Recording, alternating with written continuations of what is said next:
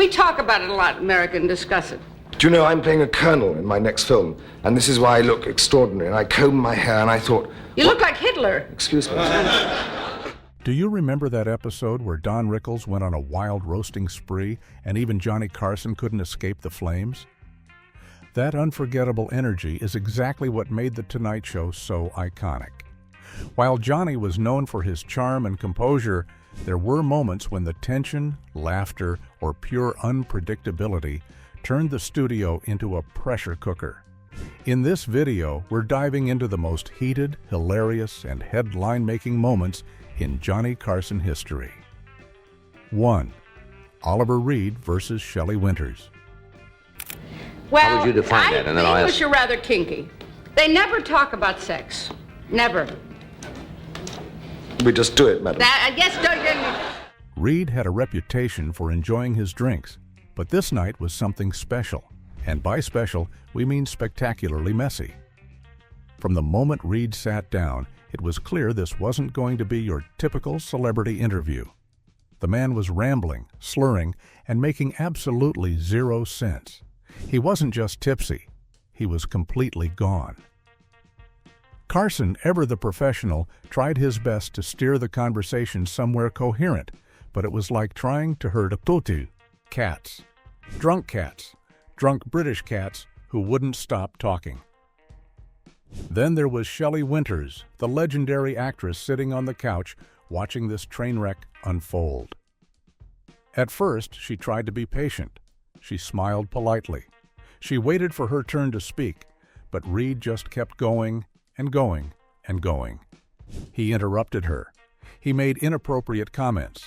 He was the house guest who didn't know when the party was over. Finally, Shelley had enough. In a moment that nobody saw coming, she grabbed her glass of water and, splash, dumped it right on Oliver Reed's head. Live on national television. The studio audience gasped. Then they erupted. Some people laughed, some people cheered, and everyone was absolutely shocked. Carson's face was priceless. His eyes went wide, his jaw dropped, and for once, the master of cool looked completely stunned. Reed, soaking wet, seemed confused about what had just happened, like he couldn't quite process why his head was suddenly wet. This wasn't a scripted comedy. This was real frustration boiling over in real time. Winters had reached her limit and decided that if Reed wasn't going to shut up, she had shut him up herself. It was bold, it was dramatic, and it was absolutely hilarious. The clip became legendary, replayed countless times as the perfect example of what happens when live TV goes completely off the rails. Carson tried to regain control, laughing nervously and probably wondering how he was going to salvage the rest of the show.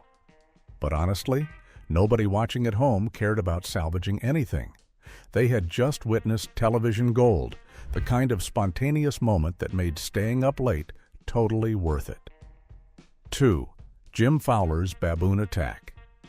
He's a member of the ape family. He's actually somewhat of a monkey, too. Jim Fowler was a regular guest on The Tonight Show, and for good reason. As the famous wildlife expert from Wild Kingdom, he always brought fascinating animals that would wow the audience and give Carson some great comedy material. Usually it went smoothly. Usually everyone stayed safe. But then there was the baboon incident. Fowler walked out with a baboon, assuring everyone that the animal was calm and well-trained. Carson, always game for a laugh, sat there ready to interact with yet another wild creature. He'd done this hundreds of times before.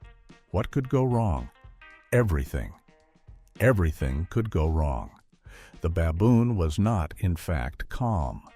Almost immediately, you could see the animal getting agitated. It started moving around nervously, making noises, clearly uncomfortable with the bright lights, the audience noise, and the general chaos of a television studio. Fowler tried to keep control, but baboons are strong, unpredictable animals with minds of their own. Then, in a moment that became instant television legend, the baboon lunged at Carson and punched him right in the face, not once, but twice. 2 solid hits, right there on camera, in front of millions of viewers. Carson recoiled, stunned and probably seeing stars. The wood. Audience didn't know whether to laugh or scream. Fowler scrambled to restrain the animal while Carson backed away, holding his face and probably reconsidering every life choice that led to this moment. His carefully styled hair was messed up, his composure shattered, and his dignity somewhat bruised along with his face. But here's the thing about Johnny Carson. The man was a professional through and through. After a moment of shock, he started laughing. He made jokes about it. He turned a genuinely frightening moment into comedy gold, because that's what he did. He could take a punch, literally, and still keep the show rolling. The clip became one of those legendary moments that people talked about for years. Remember when Johnny Carson got punched by a baboon? It was proof that live television was dangerous, unpredictable, and sometimes physically painful. Poor Fowler was mortified, apologizing profusely, but Carson handled it with his trademark grace and humor. From that point on, whenever Fowler appeared with animals, you could see just a tiny bit of wariness in Carson's eyes. He would pet the creatures and play along, but there was always that split-second hesitation, that memory of the day a primate decided the host needed to be put in his place. 3. Don Rickles roasts everyone, including Carson. He invited me once to go to the beachcomber at the beach to suck sand for a half hour. Don Rickles was the undisputed king of insult comedy, and whenever he appeared on The Tonight Show, you knew someone was going to get verbally destroyed. Usually it was all in good fun. Rickles would tear into celebrities, politicians, and audience members alike, and everyone would laugh because that was his thing. He was lovingly mean, if that makes sense. But sometimes Rickles went a little too far, even for Johnny Carson. On multiple occasions, Rickles' roasts hit a little too close to home. He'd make jokes about Carson's divorces, and Carson had several, which was a sensitive subject. He would mock Carson's personality, his show, his choices, all with that trademark Rickles smile that said, "I'm joking," mostly.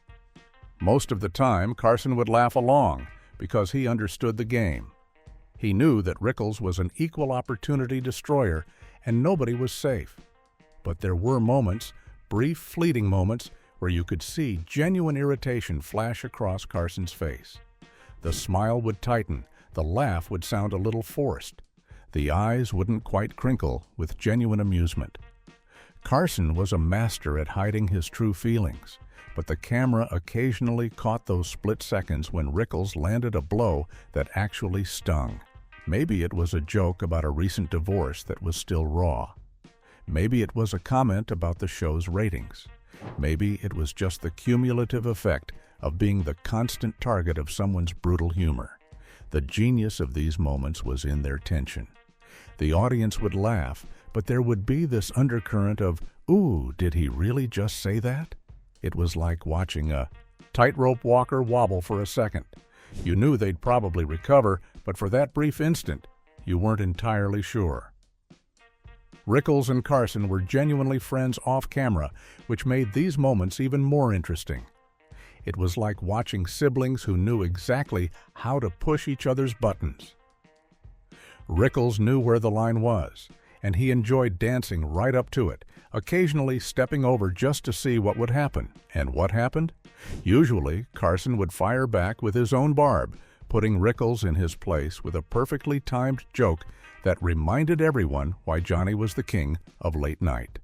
But those moments of genuine irritation, those were the cracks in the professional facade, the glimpses of real human emotion breaking through the carefully crafted television persona. 4. Richard Pryor and Chevy Chase. Trade jabs. I'm very sorry. In fact, though, that I have seen it, and it's hilarious. It's not quite as funny as mine, but it's really...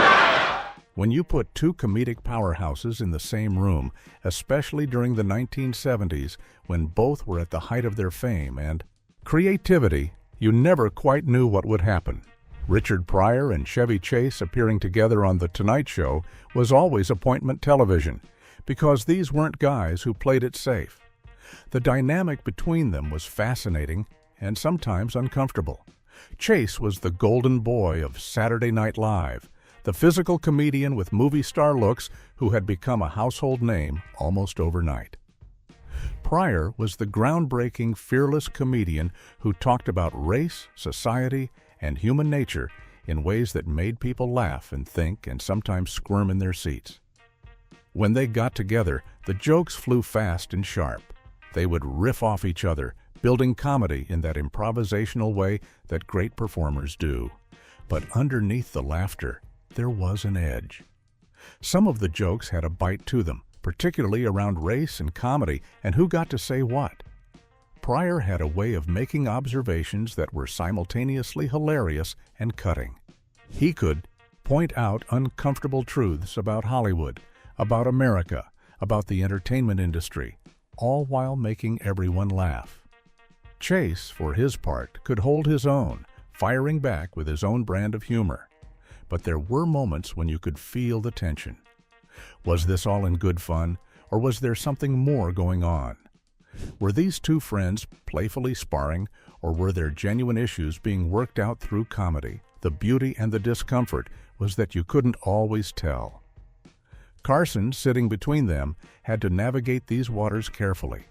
He would laugh, he would moderate, he would try to keep things moving in a direction that was entertaining but not too controversial. Remember, this was network television in the 70s. There were limits to what you could say and do, even on late-night TV. These appearances weren't always comfortable to watch, but they were always compelling. You couldn't look away because you knew you were seeing something real, something unscripted and genuine happening between two incredibly talented performers. The jokes were funny, yes, but they also revealed truths about comedy, race, fame, and the complicated dynamics of the entertainment world. 5. The cigarette box incident. Somebody broke my cigarette box. Come here.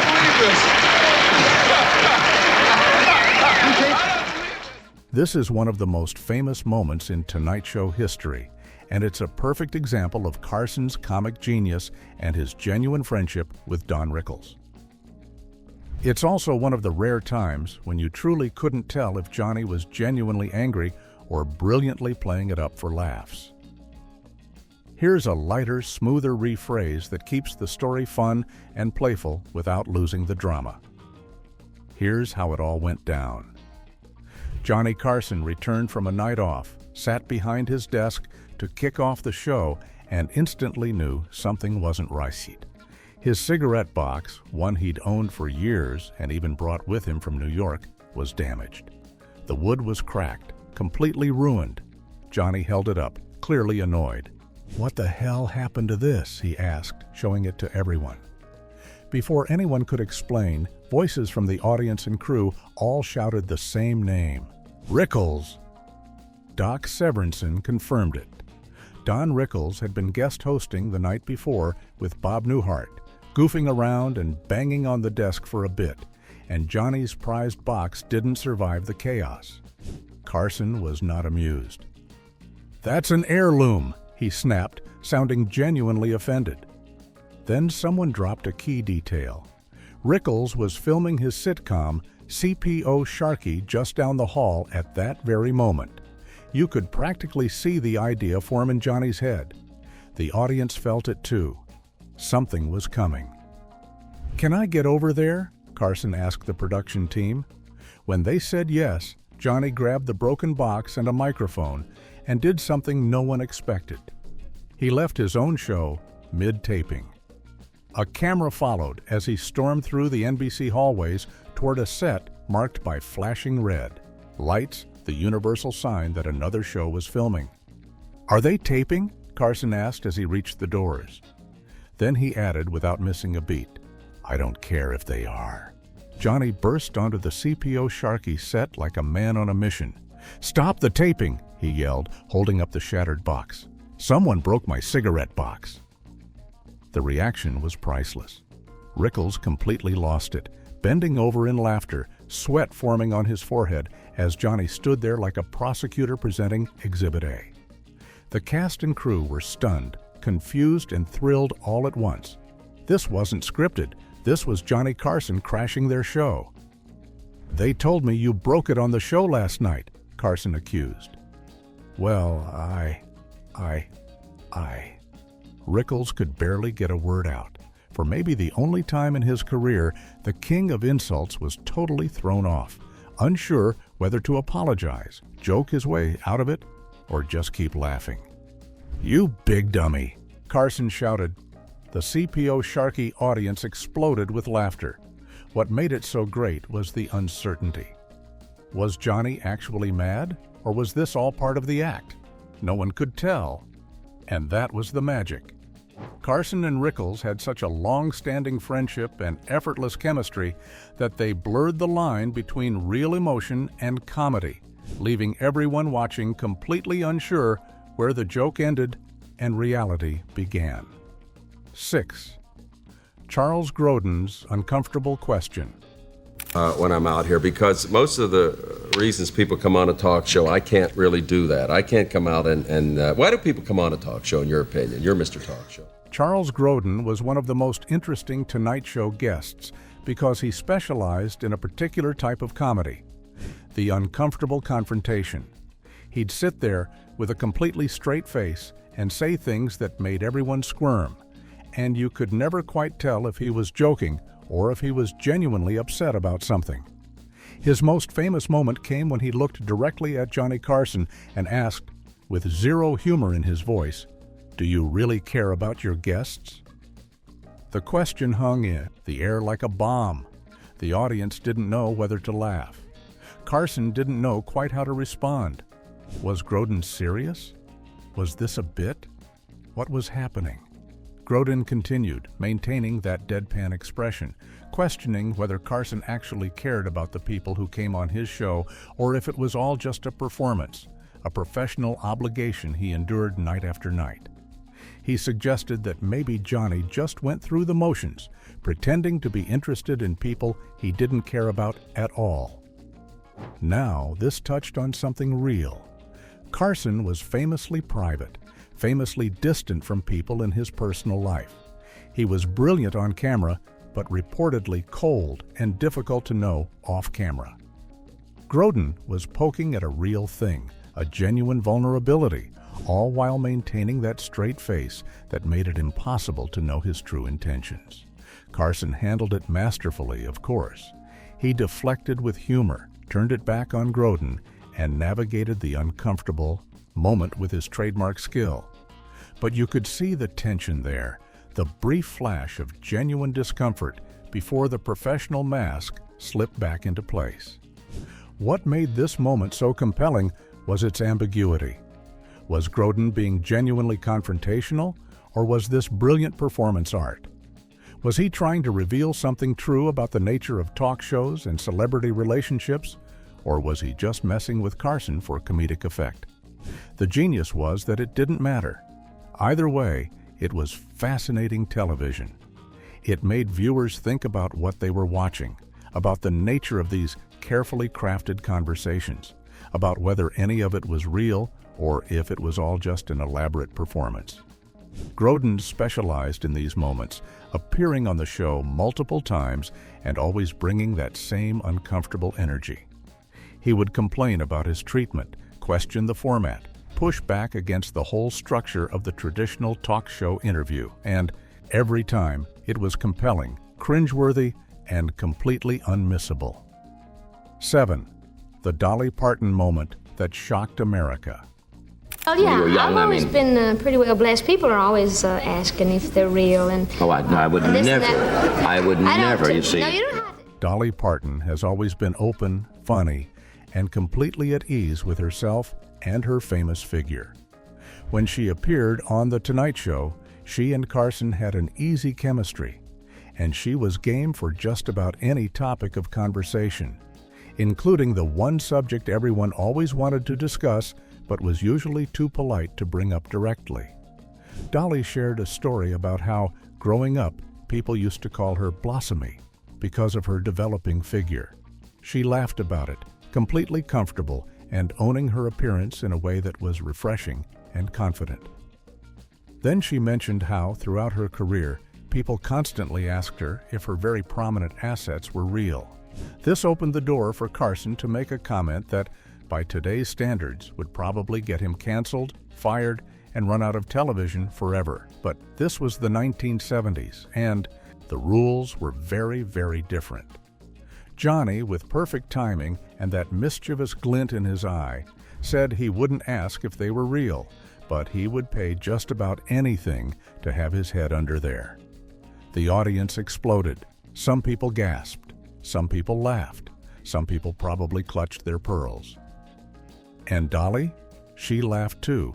She wasn't offended. She gave it right back to him, proving she could hold her own in any conversation and wasn't about to be embarrassed or flustered by a cheeky comment. This moment perfectly captured a different era of television, when boundaries were different, when you could say things that would be completely unacceptable today. It wasn't that everyone thought it was okay. Even then, there were plenty of people who found it inappropriate. But it was the kind of thing that happened on late-night TV, and somehow both Carson and Parton emerged from the moment with their reputations intact. What made it work? To the extent that it did, work, was Dolly's response. She never played the victim. She never seemed uncomfortable. She matched Carson's energy and proved that she was fully in control of the conversation, even when it ventured into territory that would make most people uncomfortable. Looking back at the clip now, it's a fascinating time capsule of how much has changed in television and in society's standards for what's acceptable. It's a reminder that Carson operated in a different world, with different rules, and that the king of late night could say things that would end a career today. 8. Ed Ames and the tomahawk throw that went wrong. That way you break the microphone. You know, you keep your arm extended and put only one revolution on the... Sometimes the funniest moments on The Tonight Show weren't planned at all. They were happy accidents that became legendary, precisely because nobody saw them coming. The Ed Ames tomahawk incident is a perfect example of comedy gold created entirely by chance and Carson's brilliant ability to turn any situation into a joke. Ed Ames was an actor best known for playing Mingo on the TV show Daniel Boone. He appeared on Carson's show in 1965 to talk about the series and demonstrate some of the frontier skills his character used, including throwing a tomahawk. A large wooden target shaped like a person was brought out onto the stage, and Ames prepared to show off his tomahawk throwing abilities. Carson and the audience watched as Ames wound up and threw the tomahawk at the target. The axe flew through the air, spinning end over end, and then thunk! It hit the target right between the legs, right in the groin area. The placement couldn't have been more perfect if it had been planned. The audience immediately erupted in laughter. It was one of those moments where the comedy wrote itself. The tomahawk was stuck there, embedded right in the most unfortunate spot possible, and everyone could see it. There was no ambiguity about what had just happened, or where that tomahawk had landed. But here's where Carson's genius came into play. Anyone could have laughed at the accidental placement. What made this moment legendary was what Johnny did next. He looked at the tomahawk, looked at the audience, and with perfect timing said nothing. He just stood there, letting the audience's laughter build and build. He milked that moment for everything it was worth, knowing that sometimes the funniest thing a comedian can do is simply react and give the audience time to laugh. Then he delivered some perfectly timed quips that made the moment even funnier. The audience was in hysterics, laughing so hard that the show had to pause. The moment was so popular that it became one of the most replayed clips in Tonight Show history. For years afterward, people would bring it up as one of their favorite Carson moments. Ed Ames became forever associated with that tomahawk throw, even though he had a long and distinguished career. That's the power of a perfectly timed comedic accident on live television. What made it even better was Ames's reaction. He was clearly embarrassed, but also laughing along, understanding that he'd just been part of something special. He didn't try to apologize or downplay it. He just stood there and let the moment happen, which was exactly the right move. These moments represent just a fraction of the wild, unpredictable, and utterly fascinating 30 years that Johnny Carson ruled late-night television. They show a host who could handle anything: drunken actors, violent animals, uncomfortable confrontations, and boundary-pushing comedy, all while maintaining the cool, professional demeanor that made him a legend.